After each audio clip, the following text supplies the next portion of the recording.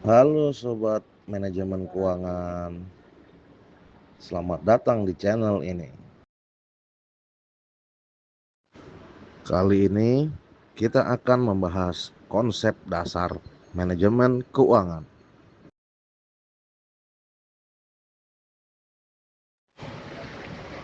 Menurut Brigham and Earhart 2019, manajemen keuangan adalah proses perencanaan, pengorganisasian, pengawasan, dan pengendalian keuangan suatu organisasi untuk mencapai suatu tujuan. Fungsi manajemen keuangan: 1. Perencanaan keuangan, menentukan tujuan dan strategi keuangan.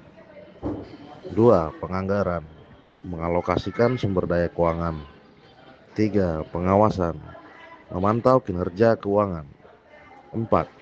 Pengendalian, mengambil keputusan untuk mengoreksi kesalahan. Adapun tujuan dari manajemen keuangan adalah sebagai berikut: maksimasi kekayaan untuk meningkatkan nilai perusahaan, meminimasi risiko untuk mengurangi kerugian, serta optimasi penggunaan sumber daya untuk mengalokasikan sumber daya secara efektif. Konsep dasar manajemen keuangan dibagi dalam 4 poin penting. 1. Time value of money, yaitu nilai uang berubah tergantung waktu.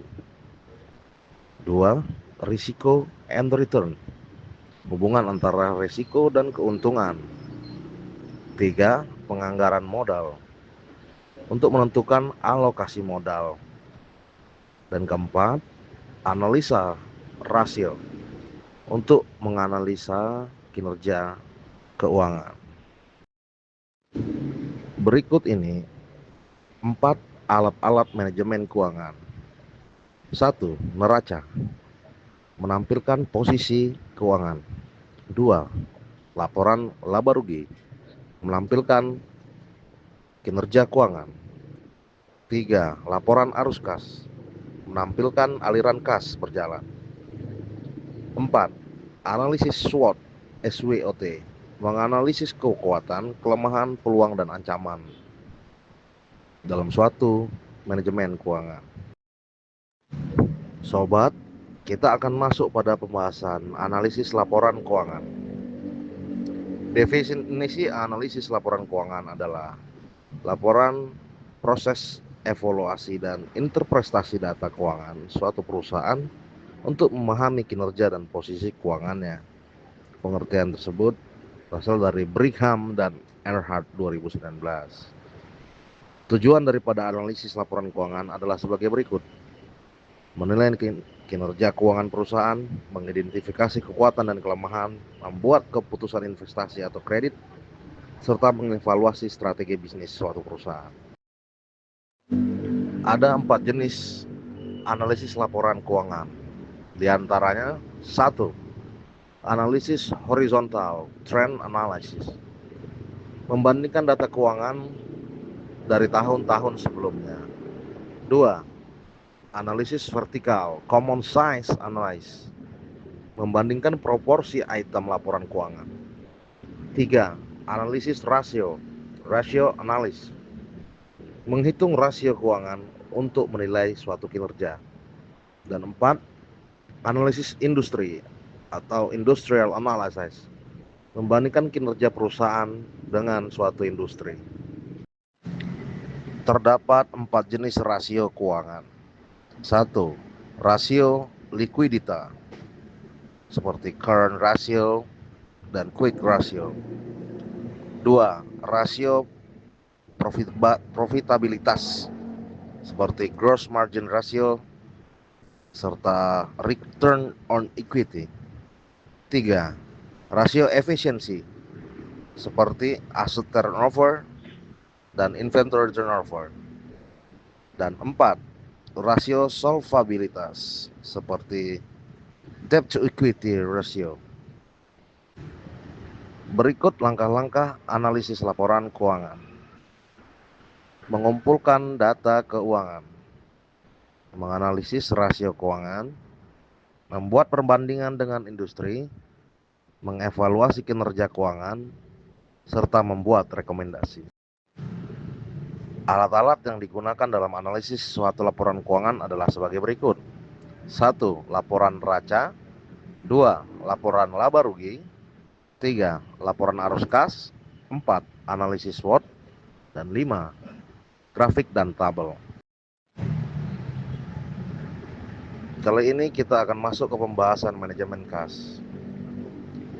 Menurut Brigham and Emhart 2019, definisi manajemen kas adalah proses pengolahan kas dan setara kas untuk memenuhi kebutuhan operasional dan investasi perusahaan. Berikut beberapa konsep dasar manajemen kas. 1. Kas, yaitu uang tunai dan setara kas, seperti deposito, cek, dan lain-lain. 2.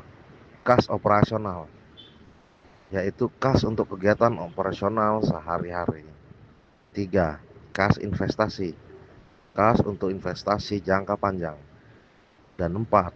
Kas darurat, kas untuk menghadapi situasi darurat.